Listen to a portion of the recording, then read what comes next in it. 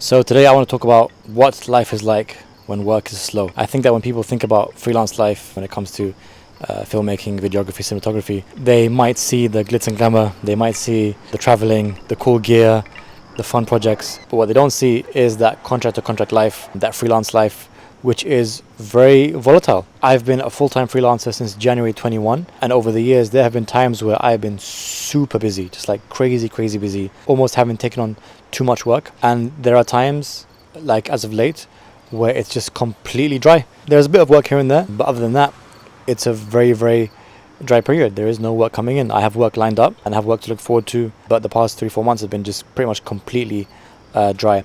And I just want to talk briefly about what it's like to be in that state of mind and what it's like to be in that rut. It's very difficult. It's very frustrating. I am a very bad salesman. I'm not good at selling myself at all. I hate selling myself. And unfortunately, when you are a business owner, you have to be a good salesman. You have to be able to pitch yourself to people. You have to be able to have conversations with potential clients, and you have to allow them to see your value and what you can offer them and what you believe in yourself that you can offer them. And that's never been my strong point. I'm old school. My strong point is in the work itself. I work very hard, and I work hard at building my craft. But I'm not good at being that, salesman-y type. And I also find that sometimes it can be quite unauthentic. I've seen over the years that people have just kind of pitched themselves to a point where they are not really what they sell themselves to be.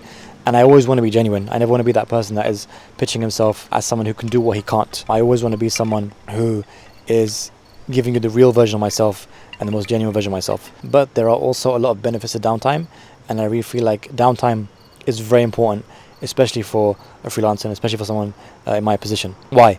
Because downtime is where you kind of regenerate your thoughts, where you reflect on how you come so far and what to do next. Downtime, most importantly, leaves you very hungry. Because you're without work for a period of time, when you do go back into work, you are really hungry to jump back in and create projects that far supersede anything you made before. I can say safely right now that right now I am very hungry for work. I don't mean that in a way where I'm begging for work, but more so that when work does come to me, I am looking forward to unleashing my full 300% of my ability into that work, simply because I've been tied down for a while and I'm hungry to work. The other benefit of downtime is really just being able to chill. I've been blessed with a lot in my life. The past 3-4 months have been maybe financially difficult, but at the same time, when I really sit down and reflect on it, I haven't been going into a 9 to 5. I haven't been answering to a boss. My bills, by the grace of God, are pretty much paid. And yeah, while financially it might be a bit tough, I'm really free to do whatever I want. I can wake up and choose to work on my craft. I can wake up and just choose to dedicate my day to reading or to writing or creating passion projects that are within my ability to create. And that for me has really been invaluable.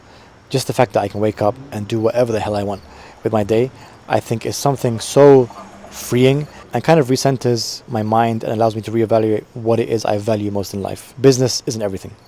Filmmaking isn't everything. Work isn't everything. And sometimes ruts like this can remind you to really focus on what's important. In this modern day, we are obsessed with business. We are obsessed with work. We are obsessed with money. And we are obsessed with grind. And unfortunately, it's created a culture where sometimes you can forget what really matters in life.